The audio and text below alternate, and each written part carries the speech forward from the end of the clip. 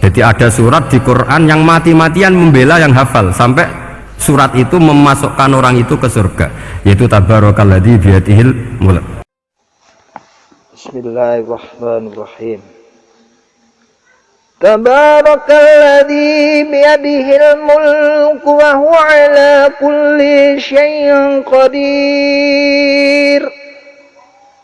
Alladzi khalaqal mauta wal hayata liyabluwakum ayyukum ahsanu amala wa huwal azizul ghafur. Alladzi khalaqa sab'a samawatin tibaqa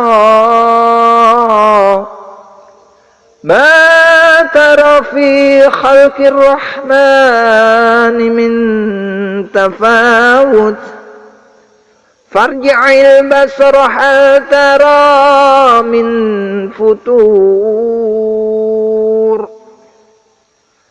ثم ارجع البصر كرتين ينقلب إليك البصر خاسئا وهو خسير. وَلَقَدْ زَيَّنَّا السَّمَاءَ الدُّنْيَا بِمَصَابِيحَ وَجَعَلْنَاهَا رُجُومًا لِلشَّيَاطِينِ وَأَعْتَدْنَا لَهُمْ عَذَابَ السَّعِيرِ. وَلِلَّذِينَ كَفَرُوا بِرَبِّهِمْ عَذَابُ جَهَنَّمَ وَبِئْسَ الْمَصِيرُ.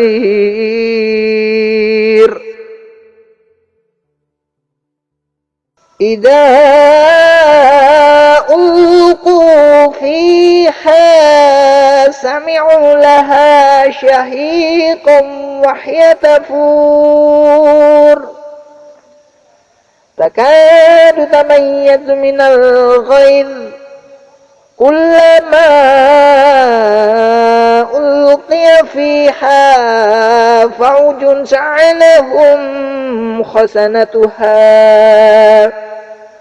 سألهم خزنتها ألم يأتكم نذير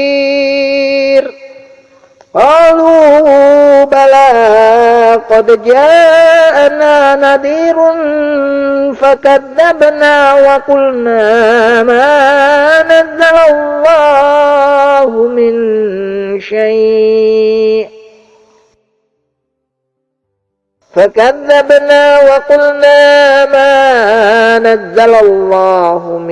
شيء إن أنتم إلا في ضلال kabir.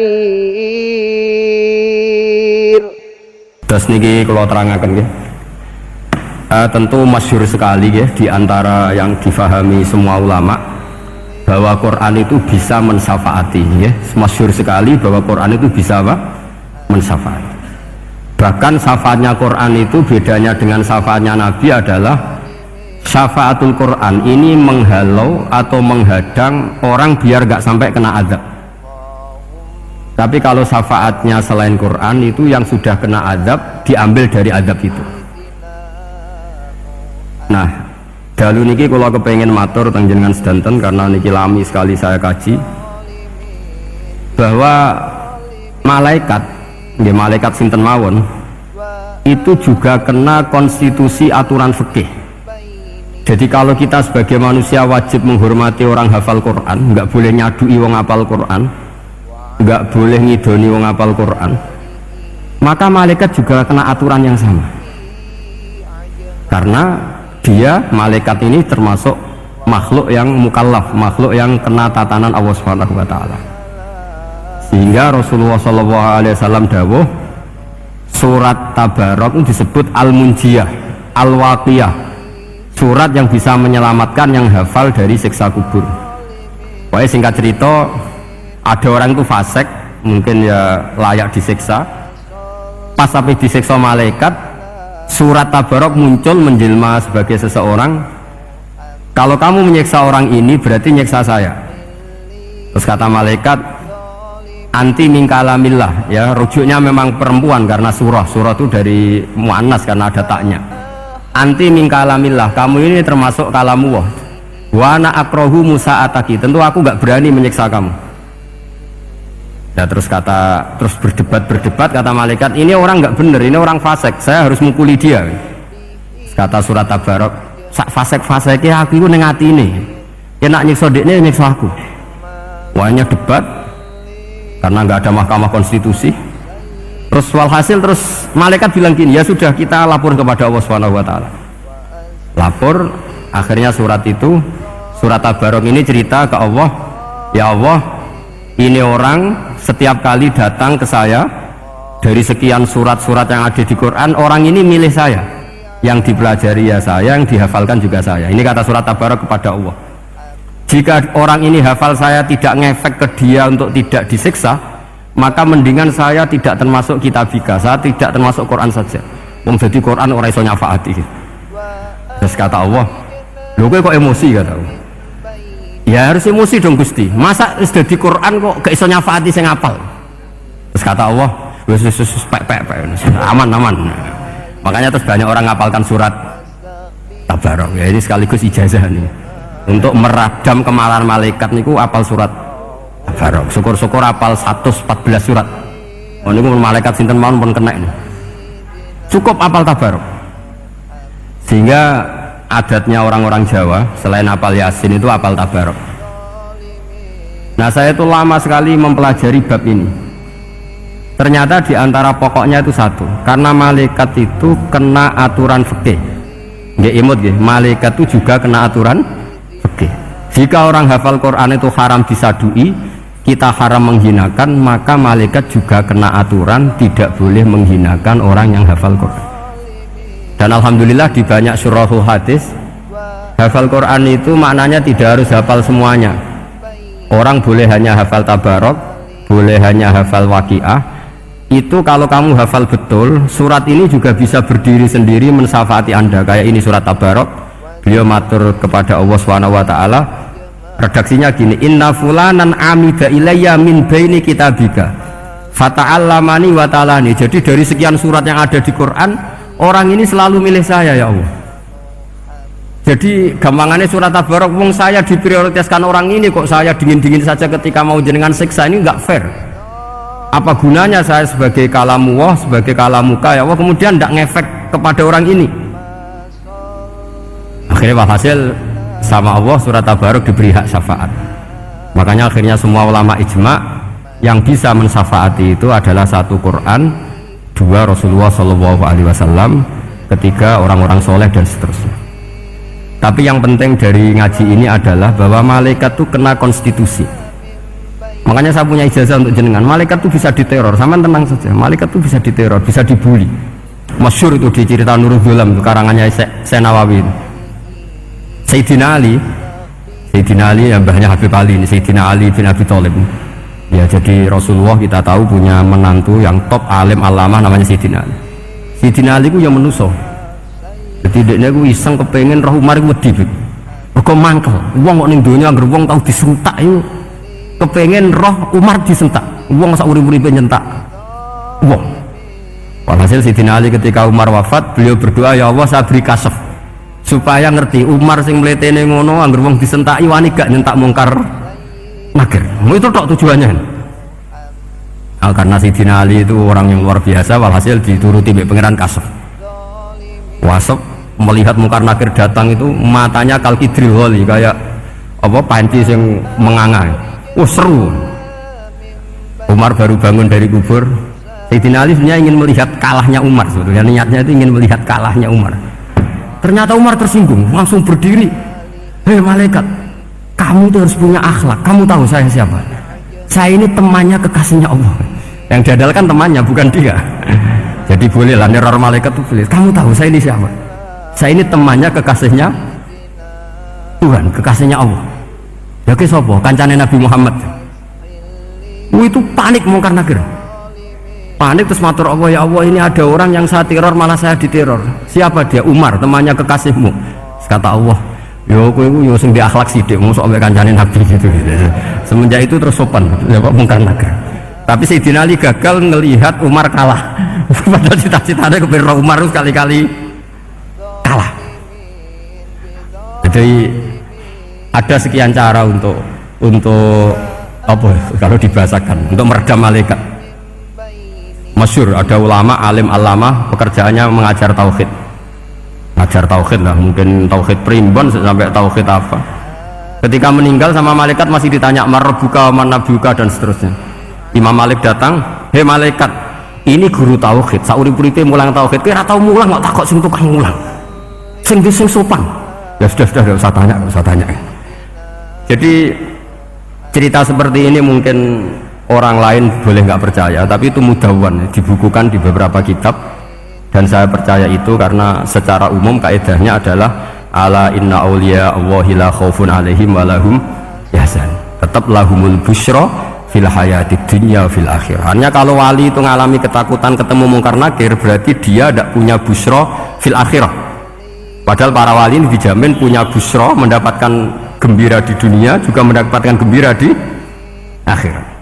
Artinya kalau para wali ngalami ditanya mungkar nakir, setuakut, apa mana bayangno kepuyah-puyah, wah itu lahumul busyra. Jadi ini makanya zaman nanti kalau ditanya mungkar nakir, marbuka, saya guru tauhid. Ngajar di Kudsiyah kelas 6. Harus jelas. Saya kalau ditanya juga gitu, saya guru Minhajul Abidin, ngajar di Habib Ali, Minhajul Thalibin, harus jelas. Kalau Pak Najib lebih gampang, ketua menoro. Lebih gampang lagi. Enggak apa-apa. Kalau karena malaikat itu ternyata mukallaf itu kena aturan hukum. Enggak boleh dia selonang-selonong. Kena aturan hukum. Makanya fa inna Allah ta'ala la yu'adzibu qalban wa al-Qur'an. Allah tidak akan menyiksa hati yang ada di Quran. Kalau orang hafal Quran sampai mati, artinya dia membawa Quran. Dan artinya apa? Malaikat kena aturan tidak boleh melecehkan orang yang membawa Al-Quran. Sehingga surat Tabarak nggak terima, ini orang ini hafal saya, kalau kamu mukulin dia kena saya. Tapi ini orang fasik, tapi saya di situ, kalau mukulin dia kena saya. Akhirnya kompromi, terus konsultasi bi Allah. Akhirnya dibenarkan surat Tabarak. Ya, terus ini sudah clear guys, lolos guys, mungkar nakir lolos, baru kayak surat apa? Tabarak. Mungkin-mungkin buatan dites malih, nak dites malih dredeg keliru ribet.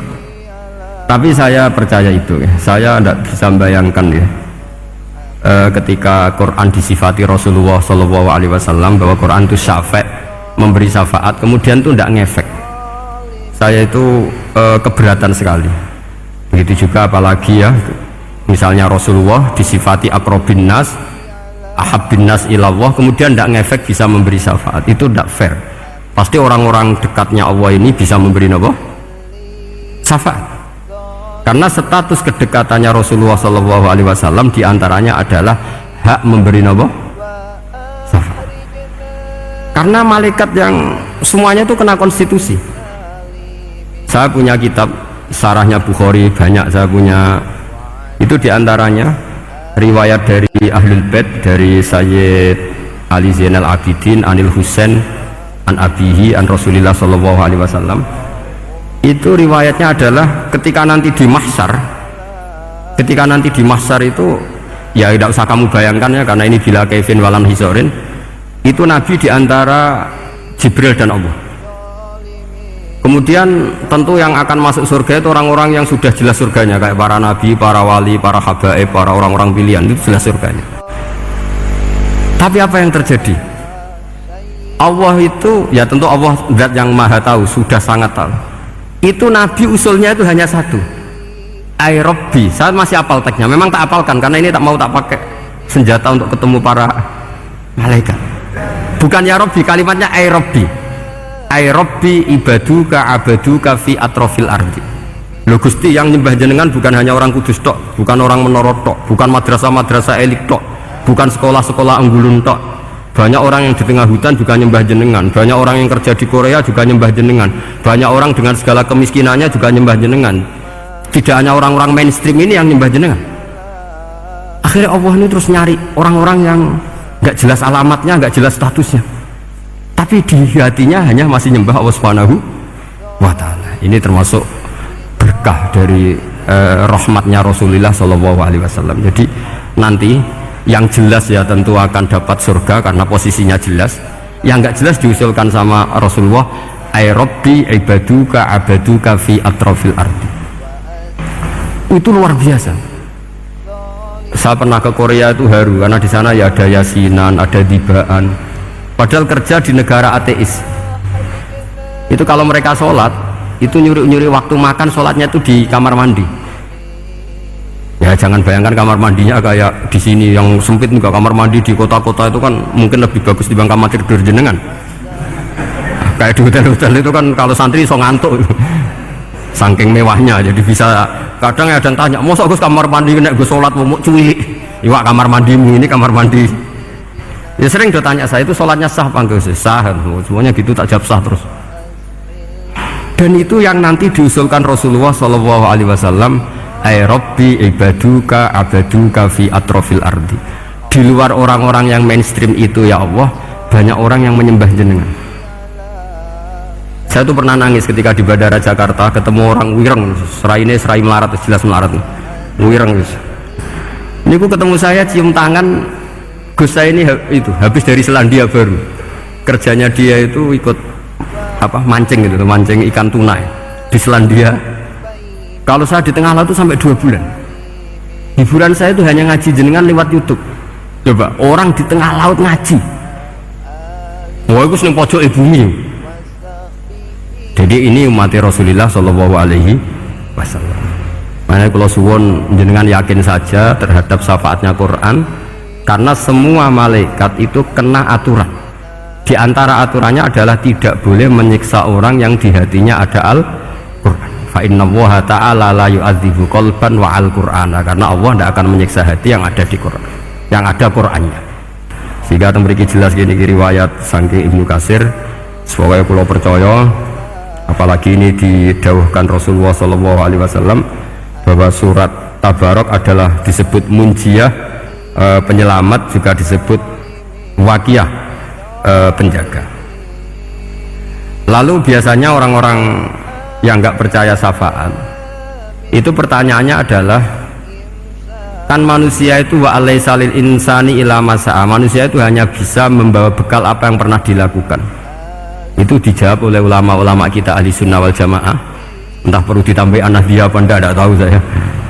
Saya ini kata orang banyak termasuk pengurus PBNU, tapi saya itu tetap nggak pati srek. Kalau ahli sunnah saja, tidak usah ditambahi anahdia. Karena nanti malah tidak global, ini ahli sunnah kok lokal ini jadi ribet. Ya tapi kalau kita di Indonesia ya ditambahi anahdia tidak apa-apa. Karena mau tidak mau memang apa ya, dalam hal ikramus sahabah mungkin kita dengan Wahabi itu sama-sama ikramus sahabah. Tapi dalam hal percaya wasilah kita ini ada miripnya dengan Syiah, karena Syiah percaya wasilah, NU percaya wasilah. Tapi dalam bab ikramu kulis sahabah beda kita dengan Syiah. Fa innas Syiin itu ada sahabat yang dihormati, ada yang enggak. Akhirnya terus kita karena itu terus bikin ahli sunnah Anahdiyah, karena Wahabi itu ya ahli sunnah tapi enggak percaya apa? Wasilah. Ya katanya gitu, kata para pakar-pakar. Saya sendiri hanya nirukan, saya tidak punya kepentingan untuk menganalisis itu enggak. Karena pertanyaan di kuburan itu ya gampang, nanti marobuka manabiuka itu gampang lah. Tapi ada KNU juga ada nanti Gus pertanyaannya, wama jamiyatuka. Waduh ribet itu, lama-lama wama hizbuka, partai kamu apa? Ribet kan kalau semua orang kreasi nambahin malah ribet kan. Tapi lewat ngaji ini saya pastikan bahwa apa surat Tabarok itu luar biasa. Terus saya teruskan. Wa qad rawat Tabrani wal Hafidz Adi al-Muqaddasi min tariqi Salam bin Sadrusih qala Rasulullah sallallahu alaihi wasallam suratun fil Qur'ani khosomat an sahibiha hatta adkhalathul jannah. Jadi ada surat di Quran yang mati-matian membela yang hafal sampai surat itu memasukkan orang itu ke surga, yaitu tabarakalladzi biyadihil mulk. وصحبه أجمعين